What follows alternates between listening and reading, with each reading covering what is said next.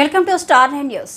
కొవ్వూరు నియోజకవర్గం కొడవలూరు మండలం మిక్కిలింపేట గ్రామంలో కాంగ్రెస్ ఎన్నికల ప్రచారం. రాష్ట్రంలో మళ్లీ జగన్మోహన్ రెడ్డి అధికారంలోకి వస్తే ట్రక్కు ఇసుక 50,000 చేస్తాడని కొవ్వూరు నియోజకవర్గంలో పోటీ పడుతున్న ఇరు పార్టీల నాయకులు డబ్బు పెట్టి ఓట్లు కొనాలని వస్తున్నారని, ప్రజలిద్దరి వద్ద డబ్బులు తీసుకుని కాంగ్రెస్ పార్టీ అభ్యర్థిగా పోటీ చేస్తున్న నన్ను గెలిపించాలని కొవ్వూరు కాంగ్రెస్ అభ్యర్థి కిరణ్ కుమార్ రెడ్డి అన్నారు. కొడవలూరు మండలం మిక్కిలింపేట గ్రామంలో జరిగిన ఎన్నికల ప్రచారంలో ఆయన మాట్లాడుతూ, ప్రజల సమస్యలను తెలుసుకుని కాంగ్రెస్ పార్టీ అభ్యర్థిగా పోటీ చేస్తున్న తనను గెలిపిస్తే నియోజకవర్గంలోని ప్రజల సమస్యలను పరిష్కరించి నియోజకవర్గ అభివృద్ధికి కృషి చేస్తానని తెలిపారు. ఈ కార్యక్రమంలో సిపిఎం, సిపిఐ నాయకులు గోనె దయాకర్, నరసింహులు, స్థానిక నాయకులు పాల్గొన్నారు. కాబట్టి ఏదైతే ఈ ప్రస్తుత ఎన్నికల్లో ఇక్కడ ముఖ్యంగా 3 పార్టీలు పోటీలో ఉన్నాయి. ఒకటి వచ్చేసి వైఎస్ఆర్ కాంగ్రెస్ పార్టీ. గతంలో ప్రసన్న కుమార్ రెడ్డి గారికి ఇది మళ్ళీ మనం ఆయనకి ఓట్లు వేసి మళ్ళీ అధికారం ఇవ్వాలనేటటువంటి విషయం ఈ నియోజకవర్గ ప్రజలు ఒకసారి ఆలోచించాలి.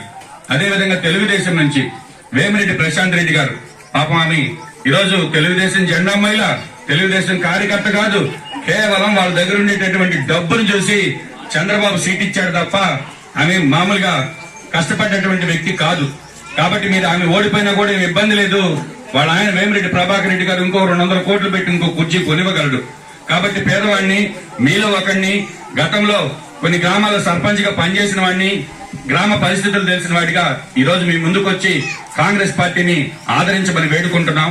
రాజశేఖర రెడ్డి బిడ్డ షర్మిలమ్మ గారి నాయకత్వంలో తిరిగి ఈ రాష్ట్రంలో కాంగ్రెస్ పార్టీ అధికారంలోకి వస్తేనే పేదలకు, బడుగు, బలహీన వర్గాలకు, ముఖ్యంగా పేదవాడి ఆశ కాంగ్రెస్ పార్టీ.